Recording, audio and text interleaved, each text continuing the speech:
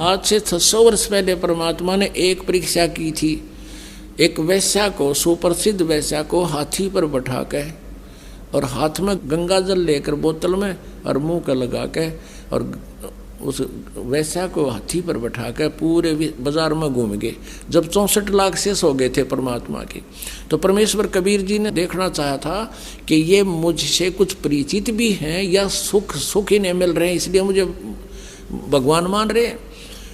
तो उसमें क्या हुआ कि सभी के सभी इस लीला को देखकर 64 लाख के 64 लाख भगवान से विमुख हो गए। लोक वेद सुन के दुनिया कहने लगी, देख थारे गुरु जी ने कितने निकम्मे हैं, ये कैसा जुल्म कर रहे हैं, सरेआम वैश्यावर्ती कर रहे हैं, शराब पी रहे हैं, वैश्या को साथ लिए। अब वो मूर्ख थे। परमात्मा कहा करते रहे, निकम्म्यों, जब तुम्हें सुख होते थे, थारे दुख दूर होते थे, तुम्हारी जुबान का थूक सूख जाता था, मेरी महिमा गाते गाते जनता के सामने भगवान आए हैं, हम ऐसे दुखी थे, सुखी कर दिए। और आज मैं इतना गंदा हो गया कि शराब भी पीऊँ और वैश्यावर्ती भी करूँ, तुम्हारी इतनी बुद्धि भी काम नहीं करी, जाओ पड़ो बाढ़ में। यही देखना चाहो थे परमात्मा। तो पुण्यात्माओं, आज उससे भी बुरे आरोप हम पर लगाए, लेकिन मेरे बच्चा एक भी टस से मस नहीं हुआ, क्योंकि ये परिचित हो चुके थे भगवान से। तो इस शिक्षा का हमें ये लाभ हुआ है कि हम भगवान को पहचान रहे हैं। यह परीक्षा थी और अब देखना ये विस्तार कितनी स्पीड से विश्व में जाएगा।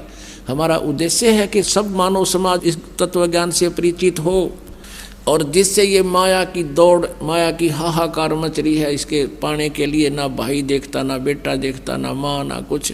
भाई बहन का आपस में रोज लड़ाई रहती है, झगड़े बढ़ गए हैं, पैसा कमाने के लिए रिश्वत है, तेरा गजब वही हो।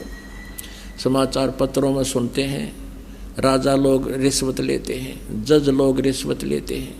आग लगी फिर रह गया कि इस पृथ्वी पे फिर कौन जीव बचेगा। पुण्यात्माओं,